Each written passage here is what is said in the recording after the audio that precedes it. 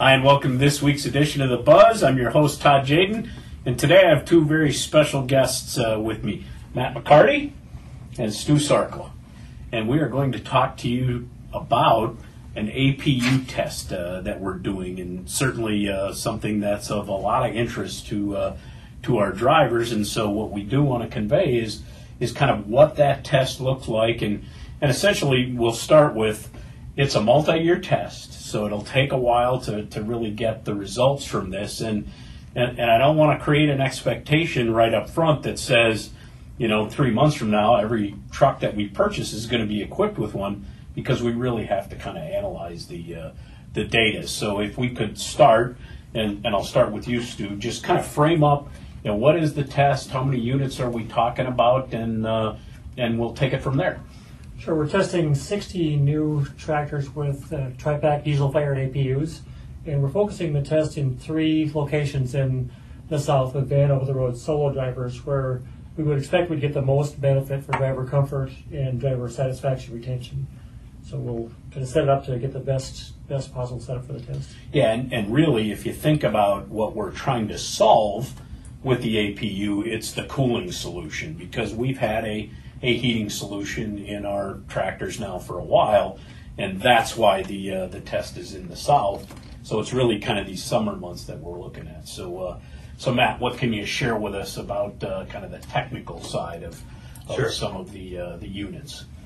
As Stu said, it's a 2-cylinder diesel-fired engine, and they still have an air heater, like what we're familiar with now, the S-bar cab air heater, and you'll see the remote-mounted condenser on the back of the cab, and all of the controls are integrated into one control in the bunk that control both the APU for air conditioning and cab heating as well. So whatever mode the driver calls for, the system will kick on and off for cab heater or air conditioning. So then the APU will run all the time that the air conditioning is running, and then it'll go into a monitor mode if left on, and then all temperatures are met, it'll shut off and kick on to charge batteries, or when it calls for AC, then it'll kick back on as well.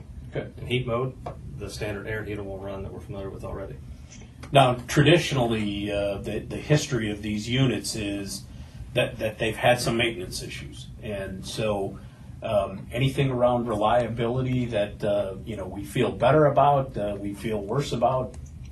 I think from a perspective of just technology changing, these have become more, it's called the tri-pack evolution, which they've integrated electronics. Sometimes that brings complexity, but reliability from a previous product that was more mechanical, so there's a lot more parameters that the customer can define to monitor performance and also troubleshooting and diagnostics. So looking towards that for reliability improvements. Okay, really. So we'd expect to see some, but anytime you add a component that's kind of electronic, you may run into some issues, and we just need to know that, and we'll evaluate that as part of the data collection.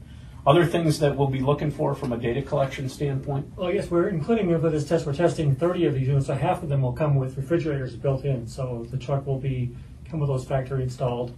Yeah, so we'll see the effect on driver satisfaction, and on the system with more electrical use from that refrigerator. Okay, and so we're really looking for things like, hey, what is this doing as it relates to the driver retention aspects in those vehicles, kind of our idle percentages, anything else we'd be looking for? No, that's really it. The key is we will measure idle and fuel savings, but we'll really focus on driver retention, reliability, and maintenance. Okay, so that really is kind of the test that we're running. More to come, so I'll probably ask you guys to come back, as we start to collect data, because it's going to happen over a period of time, and we will certainly share that with you as we move forward. So that's it for this week's edition of The Buzz. You take care and drive safe.